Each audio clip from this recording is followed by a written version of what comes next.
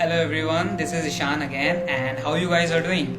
So the unlock 1.0 has been officially started by the government, but we just need to make sure that we are void of any unnecessary movements. So we'll be joined by a really special guest tonight, and it's been humbling that we have been getting some amazing messages from you guys, and thanks for showing the love and support. And all the live sessions would be on YouTube soon, and they will be available on Instagram too. So we'll be joined by a really special guest tonight. Her name is Dr. Anjali Chawdia, and she is a psychologist, psychotherapist, founder of Golden Citizen Trust, and she's also an author. So let's invite her. Hi, Anjali Hello, ma'am. How are you? I'm good. How are you? I'm good, ma'am. So, ma'am, how is this lockdown going for you? Oh, lockdown has been very, very interesting for me. I've worked much more. I've exercised. I've enjoyed my house. I've done my yoga every day. And I have been connecting with all you wonderful people since the first day. So it's nice to meet so many young people who are doing such amazing work. Ma'am, it's been humbling for us that here we are getting support from people like you. And I really like to know about what's the Golden Citizen Trust all about. So Golden Citizens Trust is actually an NGO, and we found it in around 2.5 years ago. So earlier we thought that we would be helping senior citizens. So till the corona hit us, we were doing a lot of senior citizen activities, lot of activities related to the environment. We have a baby India for its oceans that was out, a baby of Golden Citizens Trust. But our actual work has been in the last 10 to 12 weeks, because when Corona hit us, I realized that, I'm a senior doctor, and because of that, I will not be able to go out and fight in the field, because all doctors, above a certain age are not allowed to go because we are more susceptible to getting the disease. So I was feeling extremely helpless because I really wanted to do something more than just look after myself. So what I did was I spoke to our other trustees, and they were very happy. They said, let us help the healthcare workers. So right from, I think, 23rd of March, we have been helping doctors, policemen, nurses with whatever their needs are. So we started with giving them PPEs and masks. We Oh, started supplying it to all the hospitals who were not getting it. So right from the junior doctors to the senior doctors, we also started giving them a lot of emotional support. What has happened is it's been very, very tough for doctors. Some of them are staying away from their homes. Some of them are getting quarantined, and you have to be all alone. So it's like going into the battlefield every day and falling sick. Then, of course, there were those whose societies did not want them, who were stigmatized. So lots and lots of things have happened. Then we all heard of stories that doctors are not getting beds and there's no ambulance to take them. Even when I say doctors, I mean also other healthcare workers. So we have been trying to support them with a lot of their needs. We also, along with other NGOs, we've joined hands, and we are trying to also fight systems. There was a N95 scam that you must have read about, you know. yes, ma'am. So we have joined hands with other NGOs because we know that alone we cannot do things. So right now what we are trying to do is also convince people to join the plasma trials, because it's only that if the plasma trials take place, then we will know, ICMR will know whether plasma is helping or not helping, and then we can help more and more people to recover from this COVID disease.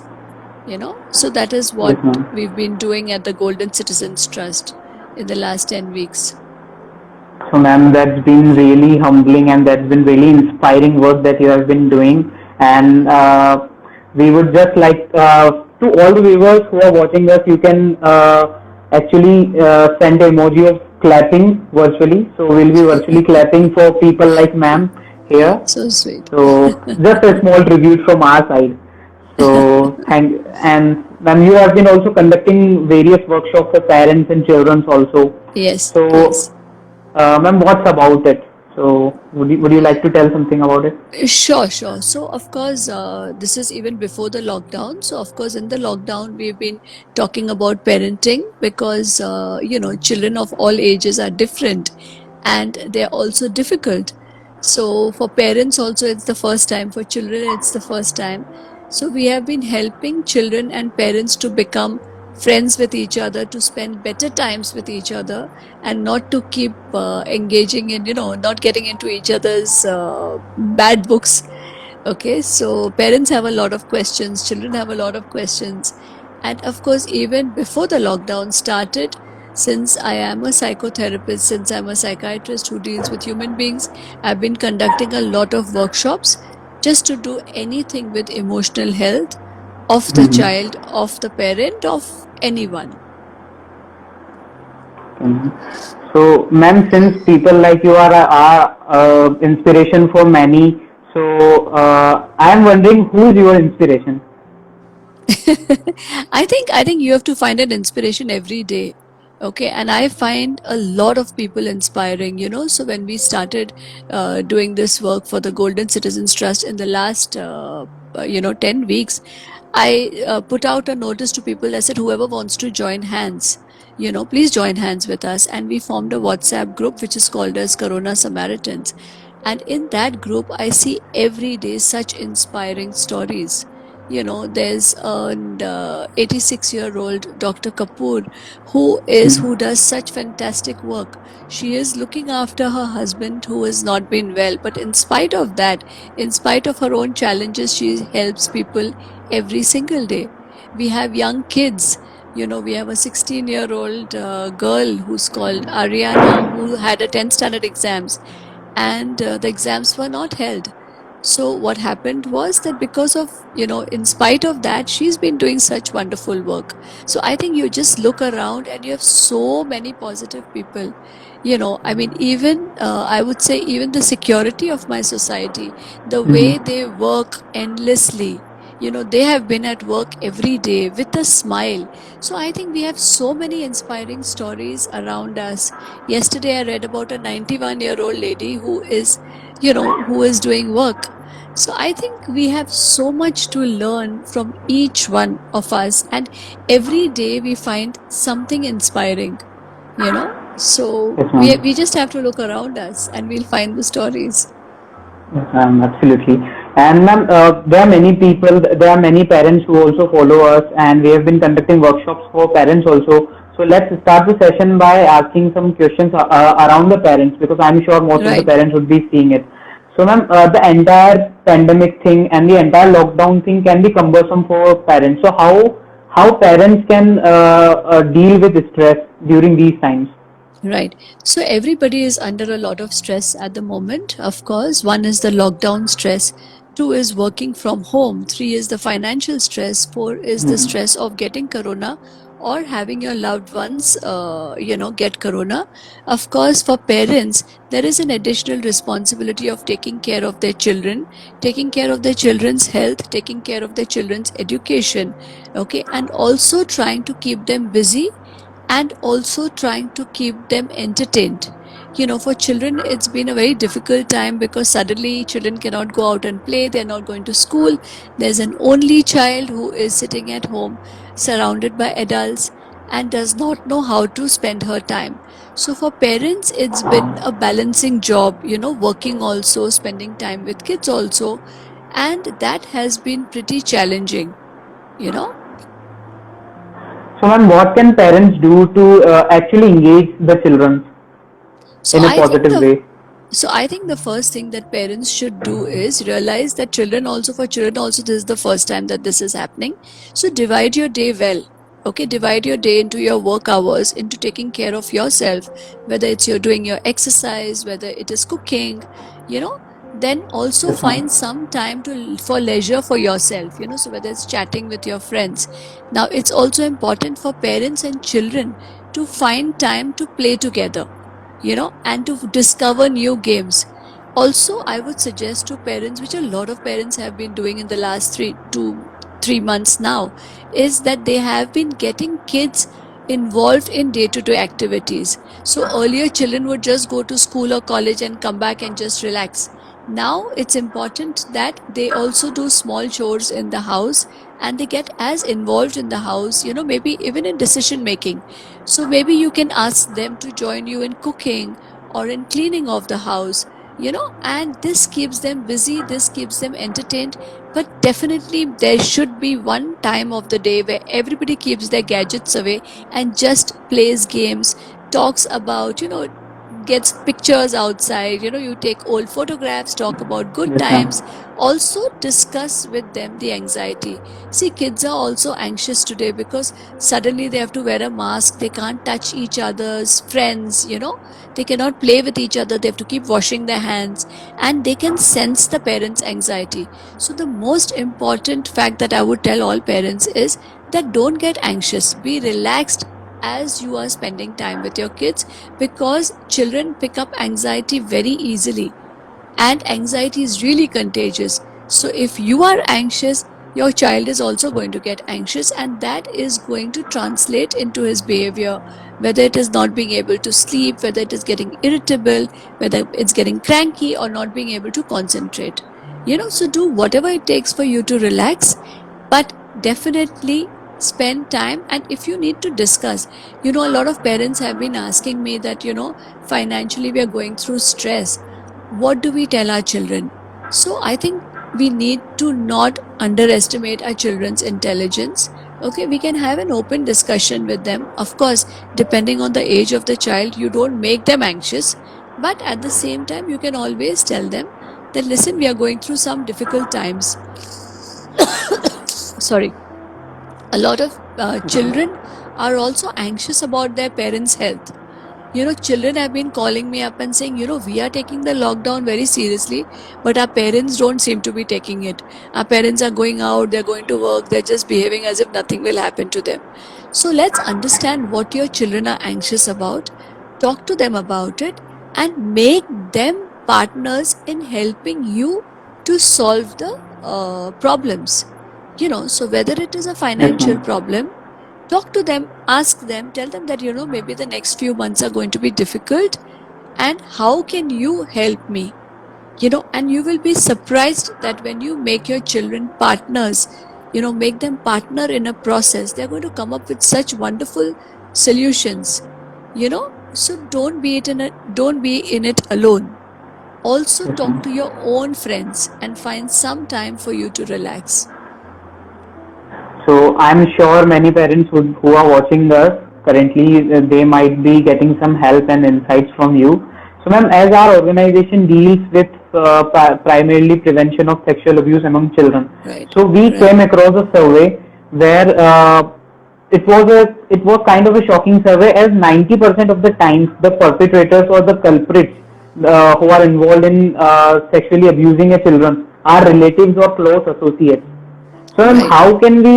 how can parents guide the children to identify such people and stay away from them? So I think it's extremely important that, even as a child is growing, in the initial years only, you teach the child about what is good touch and what is bad touch. Okay?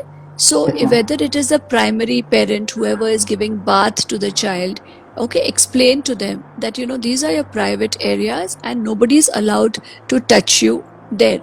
Okay? Now, when you are talking to the child from a very early age and explaining that to them, the child is going to come back and tell you if there is any kind Hmm. of a sexual touch. Okay, at the same time, make sure that your environment is safe. What happens is that we also impose, we tell the child, oh, go kiss this uncle, go kiss this auntie. you know Now I would also like to tell you one thing is that, a lot of times people are protective about their daughters, but somewhere thinks that the sons cannot be abused, and that is actually a myth. Yes, Because, ma'am. I mean, I would say not more boys, but as many boys are sexually abused and or Yes, molested ma'am. as many girls. So it's important to take care of both your boys and your girls. Okay, allow your children to come and talk to you. We have to give them that space where they can come and tell us anything. And that can only happen if you are calm around the child. I have seen a lot of parents react very angrily with their children if the child comes to disturb them and says, Mom, I need to tell you something. Mm-hmm. And they say, Oh, don't disturb me. Now, what happens is you do that 3 times, and the child gets the message that he or she cannot disturb you. Yes, I understand when parents need to work. What I would suggest is that before you're getting to your desk, go talk to your children, say, I'm going to be busy for 1 hour. And if there is something important, you come, but can I talk to you after an hour? Okay. Also, see that, you can keep a watch on children when they are with people who are not their immediate family, you know. So do Yes, ma'am. not let them go and spend time with, I don't want to say, Yes, I ma'am. don't want to say uncles and aunts, but at the same Mm-hmm. time, you need to be careful about whoever is there in the family, whether it's a house Absolutely. help or whether it is someone who is not, parent of the child, you know. Yes, So ma'am. we need to be careful, we need to teach them, and we need to constantly be available for the children so that they can come and they can discuss whatever they feel without getting scared. See, what we also need to remember is that when any child is getting sexually molested, somewhere in a Yes, very, ma'am. very strange way, the child starts feeling guilty. They feel as if we have done something wrong to deserve it, you know? Yes, And ma'am. a lot of kids may not want to talk to their parents because they feel they're doing something wrong, you know? At such a time, their behavior may change. Okay. Either they may start overeating, or they may get very cranky, or they may just, get very angry with everybody and not want to interact with anyone. I remember this little girl who was actually brought to me by her parents because they said, Oh, she's so rude. She doesn't talk to anybody in the house. Mm-hmm. She's very angry with everyone. And that is the time where, in a few sessions, when I asked her what was happening, I was just doing play therapy with her. Because with little kids, you can't, I mean, of course, there are some kids who will talk to you openly, but children take a little time to trust us, And when this Yes, ma'am. child, I did a few sessions of play therapy with her, she told me that her elder cousin brothers were molesting her in the house. Okay. Now I understand that in India we have a lot of joint family. Okay. And it was a very, very awkward moment when I spoke to the parents, and immediately I realized that they said, Oh my God, what are we going to do? Because these are also children of our house.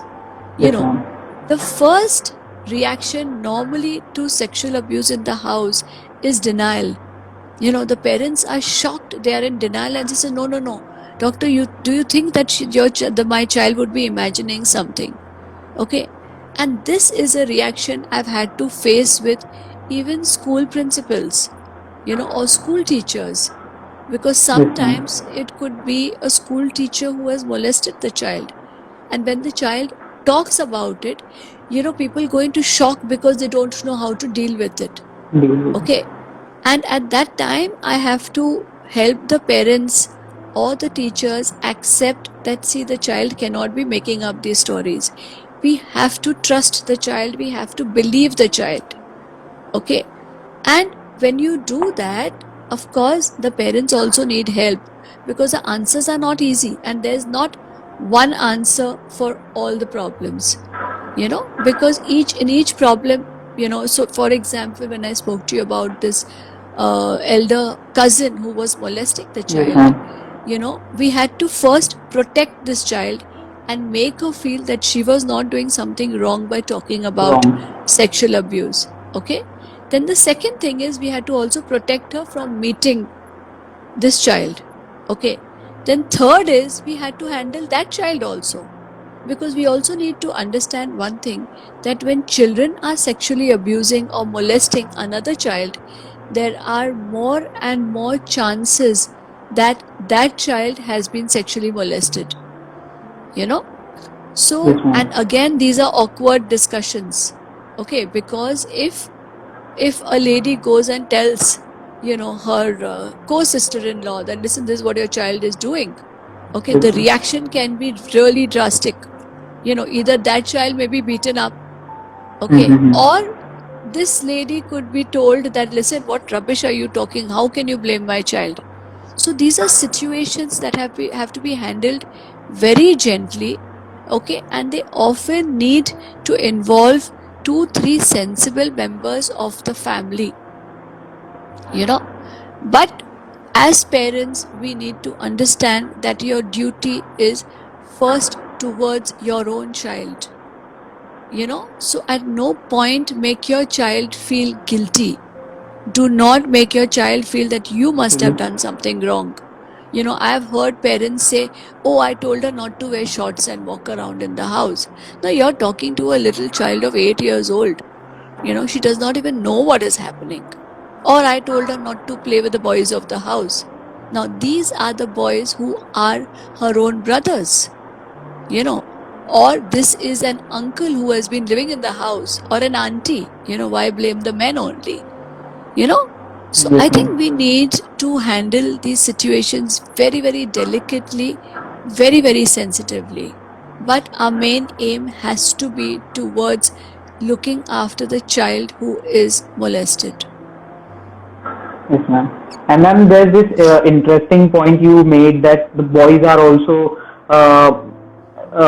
have been abused in the childhood. So Right, we actually conducted a workshop in school in New Delhi, and the principal right. actually were not allowing the boys to attend the workshop, and he Hmm. was arguing with us that ये तो girls के साथ होता है, boys के साथ तो होगा नहीं.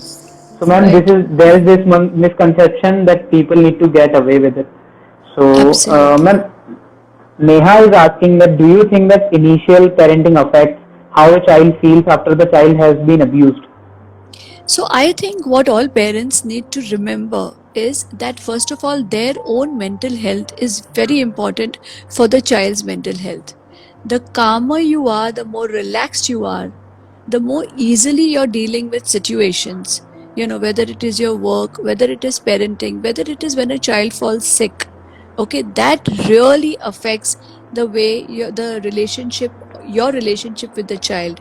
And the child starts identifying adults who he or she can communicate with. You know, now you want to be the adult that the child comes to you for a problem with, you know. So it's very important that people take care of their own mental health. You know, at this point I would also like to tell you that a lot of women go through postpartum disorders. Okay, that means after childbirth they may go through a depression or anxiety which is not picked up. Now that affects their whole emotional health. Or they could be going through some problems at home. You know, there could be domestic violence, there could just be a bad environment, and that is making them feel really low, really angry, and that attitude comes out on the child. You know, now of course this can also happen to the father. Okay, and again, if parents are not getting along or they have their differences and they're all the time irritable, the child gets the message that my parents are not available for me, you know.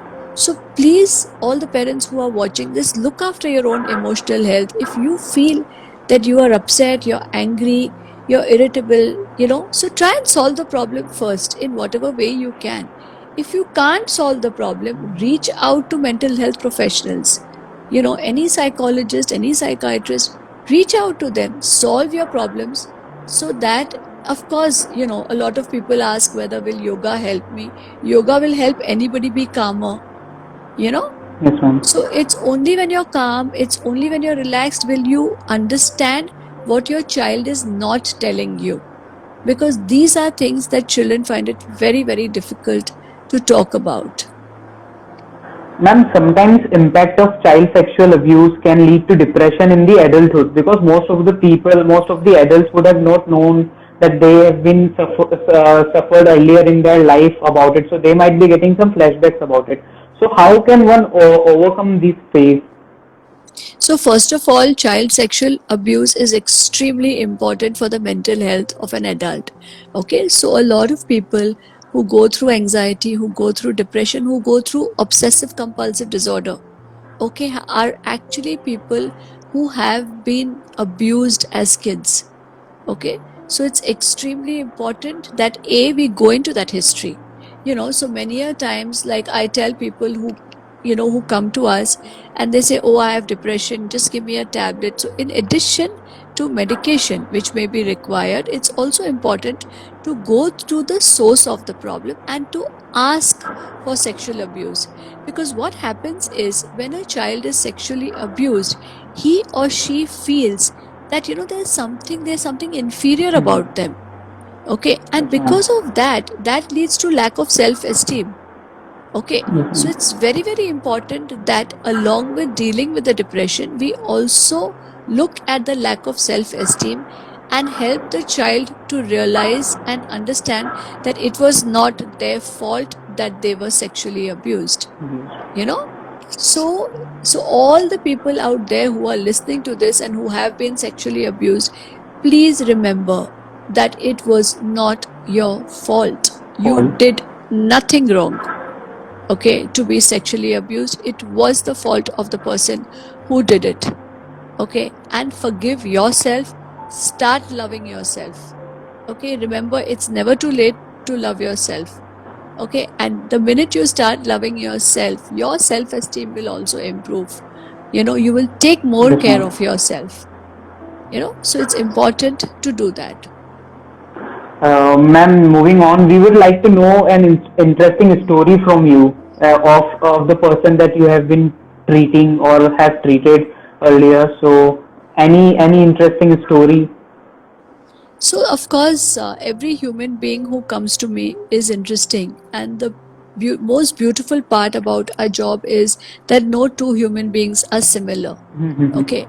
And so, what happens is, and that is why it becomes interesting, because every person who's coming is coming with their own personality, with their own story, you know so I would say there are a lot of interesting stories that I can tell you about. I remember this lady who came to me when she was 34-year-old, okay, with very severe obsessive compulsive disorder. Okay, now obsessive compulsive disorder is when a person has a lot of doubt, so they keep getting a repeated thought in their mind and they keep on doing a repeated activity. Okay. And sometimes it can happen that the thought keeps coming 50, 60 times and they have to keep doing the same activity. So, when a person is doing that, what happens is that they become extremely slow at whatever work that they're doing. And obviously, they're not being able to do the work that they are supposed to do. Okay. Now, when I went, and this girl had been given a lot of medication, but that medicine was not really helping her.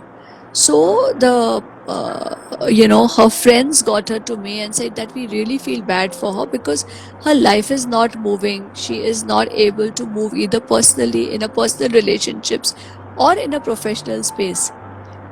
So of course, when I looked at her, I first cut down all the extra medicine that was giving her side effect. Okay, and then I started going down to the origin of her problem. Okay, and it just happened that this girl's problem started when she was 11 or 12 years old. Okay, and that was the time that her mother had been diagnosed with a cancer, and her mother was taking Oh. treatment for it, and she had to come and stay, in a house where there were other people.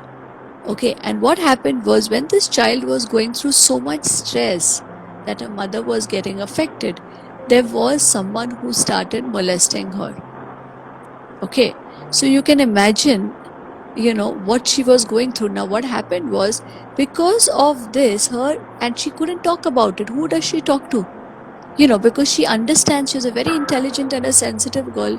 She understood that, the mother was going through so much problem, the father was so, affected by what was Mhm. happening. These are the people who are taking care of her.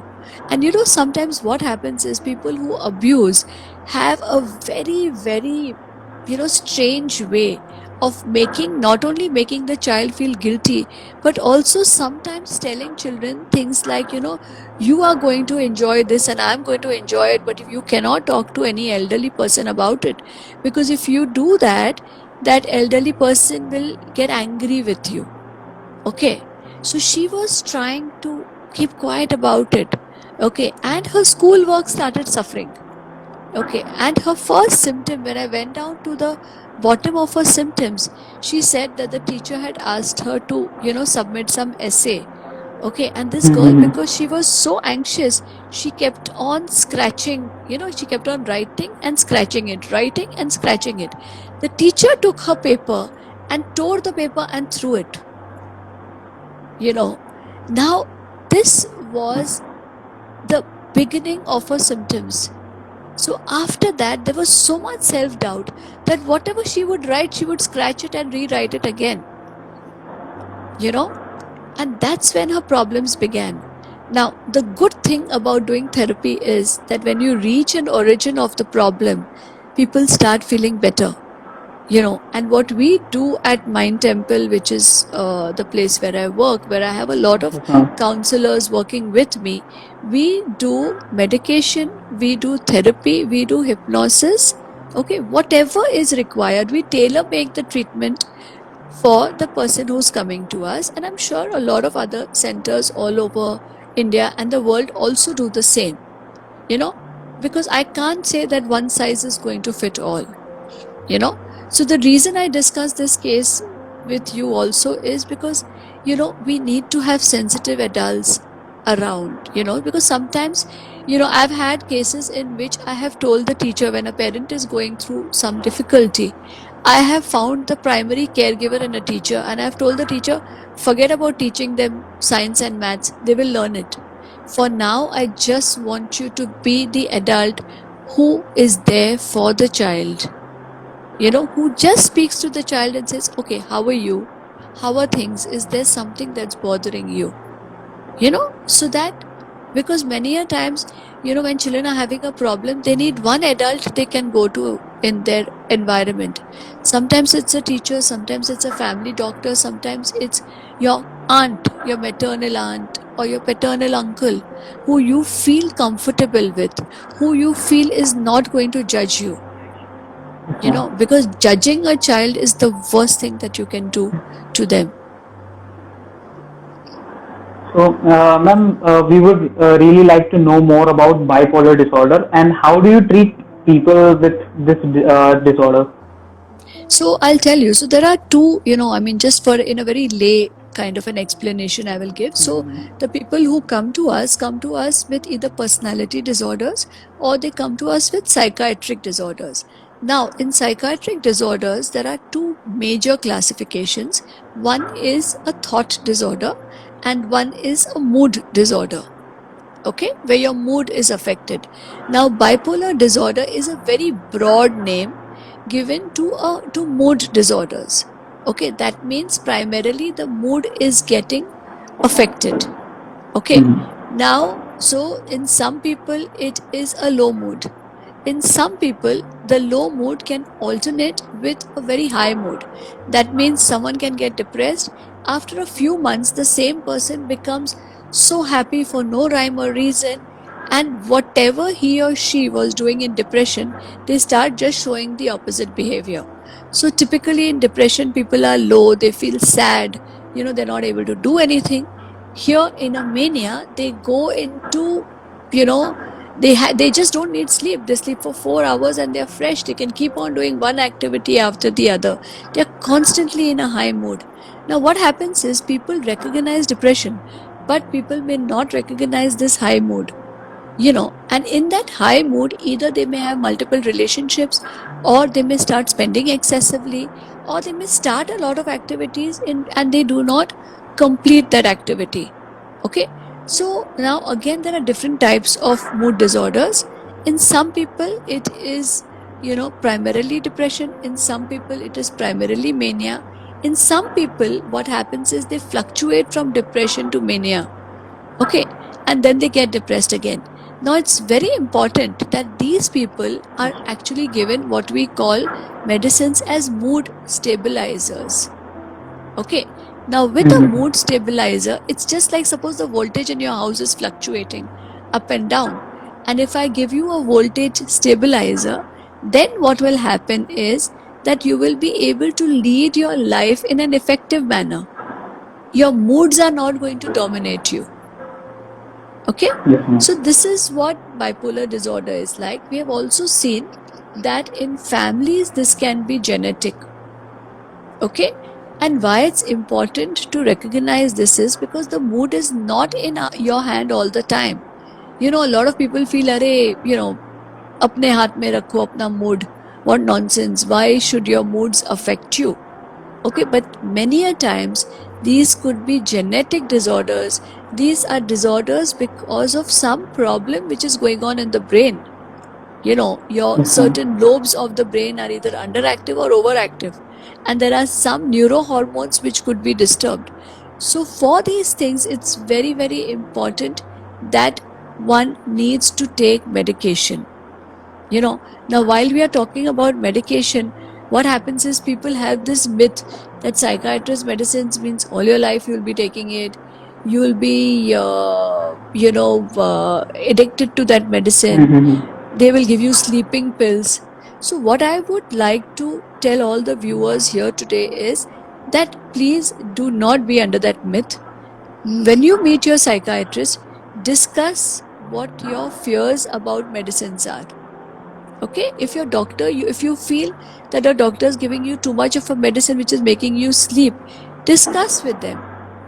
Talk to them about your apprehensions, and at the same time, if you feel that no, the doctor is not listening to me, take another opinion.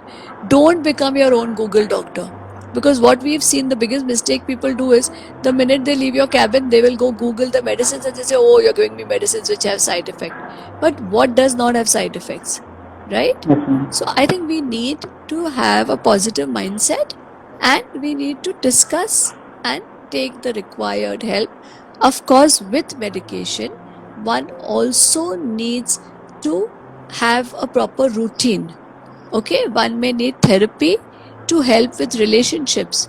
The family may need to be educated because the family also plays a very very important role in the in a patient's life. So that is So, how you need to go about it.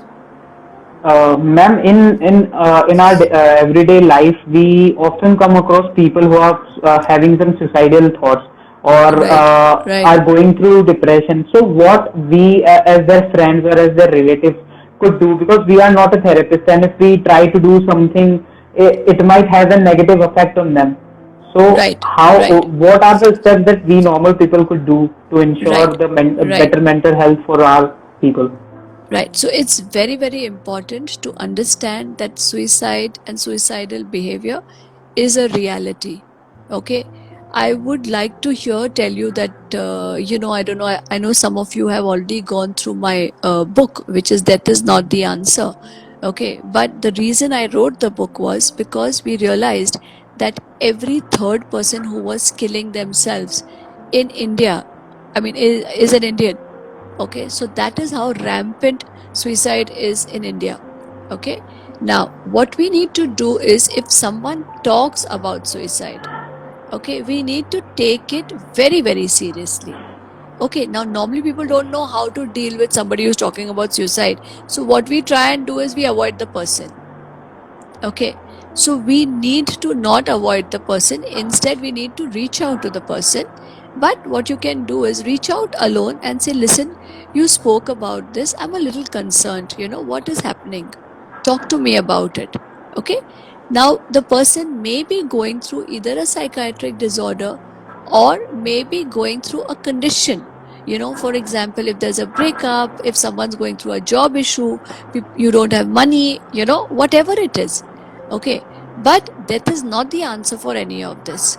Okay, and sometimes you may not be able to help the person. Okay, if your friend comes and tells you, I don't have a job, I need to feed my family, you don't know what to do. But the most important thing as friends we can do is listen to your friend, be a shoulder to your friend. Okay, allow them to to just discuss anything, and don't start judging them. Don't say, oh, what nonsense, chal, let's have a drink, chal, let's go and smoke, let's smoke up, everything will be all right. Now these are actually things that will push the person further into depression. If you think you can't handle this person alone, make a group of friends who can rally around this person. Okay, do not leave this person alone, okay, Oh. till you have taken help. This is also something that we should not be secretive about, you know. So if your friend tells you that, listen, I've had enough and I'm gonna kill myself, don't keep it as a secret. Don't say, "Arey, nahi karega." Understand? Talk to a few people. Even if your friend gets angry with you and say, "What nonsense? Who told you to talk to my parents about it?" Say, "No, I love you very much, and I'm not going to let go of you so easily." You know. Yes, ma'am. So it's important that we are there with them, and it's also important to talk about this, because when you talk about it, and of course it's extremely important that you can take your friend to a mental health professional. Many a times just taking them to a mental health professional itself is a big struggle, because they say, "I don't want to go." I've had Mm-hmm. people who have come, friends have come and met me without the patient, parents have come and met me without the patient and said, "No, no, you know we need to, what can we do?" And we have been able to help them. But we need to stick by your friend till he or she comes out of the suicidal ideation. Yes, ma'am. We really need to have the conversation about it, and importantly, we need to be patient listener first. So, Absolutely, absolutely. ma'am, we'll be taking some audience questions now. So, Abhishek Sure. is asking, do all depression have some tangible reasons, or Sorry? sometimes it's genetic also? No. So, Ma'am, he's asking for that. what happens? Yes, ma'am. Yeah, but there's genetic also. So, Mm-hmm. genes play a very, very strong role in mental health, as they play in anything else. So, if you have, say, if your father has hypertension, you may suffer from it. So, similarly, if somebody has a mood disorder or a thought disorder in the house, it's likely that you may also suffer from it. Okay, but again, let me tell you that 1 out of 4 or 1 out of 6 people in India suffer from some mental health issues. So that means all of us will have some family history of something. But if you feel that you have a very strong family history, it's important to take help immediately. So in a lot of cases, it is not because of something that's happening to you, but sometimes that can act as a trigger. You know, a lot of people Mm-hmm. have broken relationships, but why is it that one person is taking it so seriously? Okay, a lot of people may not do well. Why is it that one person is taking it so seriously? So in addition to your genes, it's also your personality. So there are people who are introverts, or who think too much, or who put too much pressure on themselves, who take themselves a little too seriously. you know and then of course there are times, like a teenager, for example. 40% of disorders that happen in childhood actually hit us before we are 15 years of age. So it's very important to be aware of the teenagers around you. So if you see that somebody is getting very serious, or someone's taking everything too seriously, these are kids who need to be looked after. Also, people who are drinking excessively, or who are smoking up Mm-hmm. excessively, we need to look after these people, because they are obviously not able to deal with issues which are happening. Ma'am, Fatima is asking, someone who lies every day for every small thing, does that Right. person need a psychiatrist? So, as I was telling you earlier, that we have personality disorders and we have psychiatric disorders. Now, people who tell lies for every little thing, this person could be either a personality disorder, because that means their personality is like this, that they're behaving in such a manner. Okay, now obviously, this person will also be helped by some amount of counseling, but it depends on whether he or she wants to be helped. Okay, so sometimes what happens is we may also get stuck in a relationship where we feel we want to help the other person, but the other person may not want help, you know. So it's important to see whether the person wants to be helped or not, but definitely somebody who's lying every day needs a lot of help. We need to find out, since when is this happening? Why is it that he or she has been lying?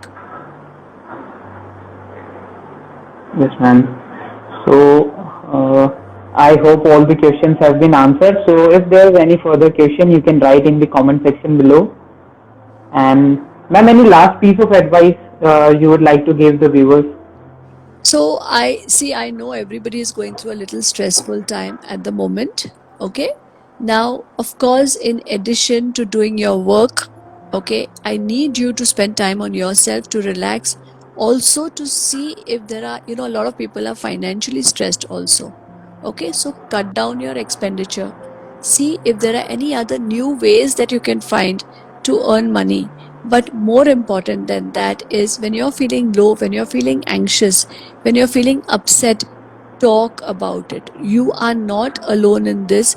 The entire world is going through a situation. Okay. And when you talk to your friends, also make it a point to laugh every day, laugh on silly things, talk to your friends of school, and find something stupid to laugh about. Okay. And the most important thing is, take life seriously, but don't become serious in life. Because when you become serious in life, you start thinking that, oh my God, there are so many people who felt that, oh, if they don't go to work for one day, what's going to happen? Now we are all happily sitting at home. We are trying to do whatever we can do. Okay.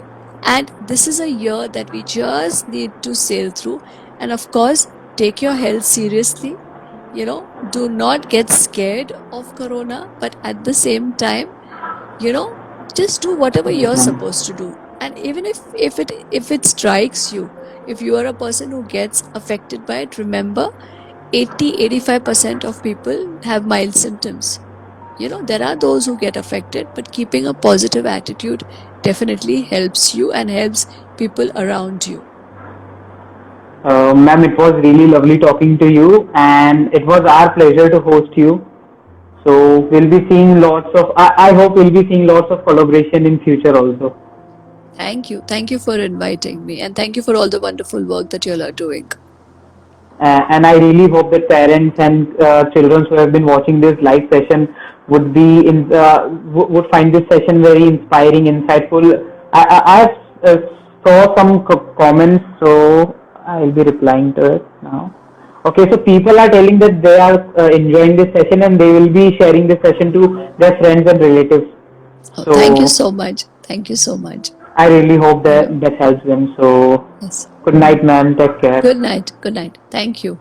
So guys, that was pretty much about it, and it's been an exciting session. I hope all your queries have been answered, and these all the live sessions have been uploaded on our Instagram page, and they have been uploading on YouTube too, the edited version. So we'll be having some those videos will be available with some more graphics and important information, and we'll be also sharing some small clips on our Instagram. So do make sure to check that out and subscribe to our YouTube channel. Also hit the bell icon and stay safe. The unlock has been implemented by the government, but we need to not indulge in unnecessary movements. So that's it for tonight. This is Ishan, and have a good night. Take care, all of you. Bye.